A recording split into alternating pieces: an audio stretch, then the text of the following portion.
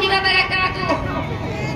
نحمده ونصلی علی رسولہ الکریم اما بعد محترم اساتذہ اکرام اور میری پیاری ماں اور بہنوں، آج میں آپ حضرات کے سامنے پردے کے متعلق کچھ باتیں عرض کرنا چاہتی ہوں، اور سب سے پہلے میں اپنی بات کو ایک واقعے سے شروع کرنا چاہتی ہوں۔ میری پیاری ماں اور بہنوں، ایک مرتبہ سیدنا فاروق اعظم کی ناک میں خوشبو پہنچی۔ آپ نے پلٹ کر دیکھا، عورت قریب سے جا رہی تھی۔ آپ نے قریب سے کوڑا اٹھایا اور اس عورت پر تان دیا، فرمایا ظالم، تو خوشبو لگا کر نکلتی ہے، مردوں کو اپنی طرف متوجہ کرتی ہے، اس کے بعد اگر تجھے اسی کیفیت میں دیکھا تو تجھے کوڑے لگائے جائیں گے۔ عورت خوشبو لگا کر گھر سے باہر نہیں نکل سکتی، اور اگر خوشبو لگانا ہی ہے تو ایسی خوشبو جس کا کلر گہرا ہو اور خوشبو ہلکی ہو کہ قریب سے گزرنے والے کو جو اس کی اطلاع نہ ہو، ایسی خوشبو لگائے۔ لیکن ایسی خوشبو لگا کر بھی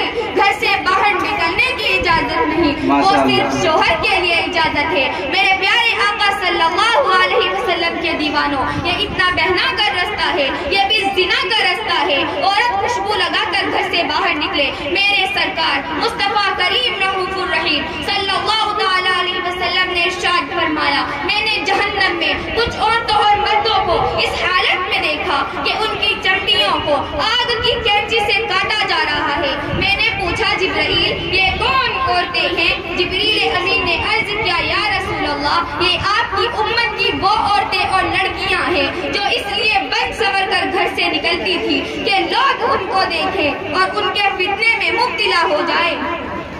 آج کل کی بچیوں کا رہن سہن دیکھے، کل تک تو عورتیں بے حال پھر بھی باریک اور پتلے لباس پہنتی تھی، لیکن نیچے تک پہنتی تھی، وہ بھی قابل مسمت تھا، اس کی بھی تعریف نہیں تھی، وہ بھی عذاب کی طرف لے جانے والا تھا۔ لیکن آج کیسا دور آ گیا، فاطمہ کی کنیز کہلانے والی بچیاں جینس پہن رہی ہیں، ٹی شرٹ پہن رہی ہیں، شارٹ شرٹ پہن رہی ہیں، نہ ماں کو فکر ہے نہ باپ کو فکر ہے، اور بچیوں کو اسی طریقے سے بازار چھوڑ دیا جاتا ہے۔ ان مولویوں کو کیا سمجھتا ہے، یہ تو 1450 سال پرانی باتیں کرتے ہیں، لیکن جب بچی اپنا سب کچھ لٹا کر کے گھر آتی ہے، تب باپ چار چار آنسوؤں سے روتا ہے، تب سب کچھ لٹ جاتا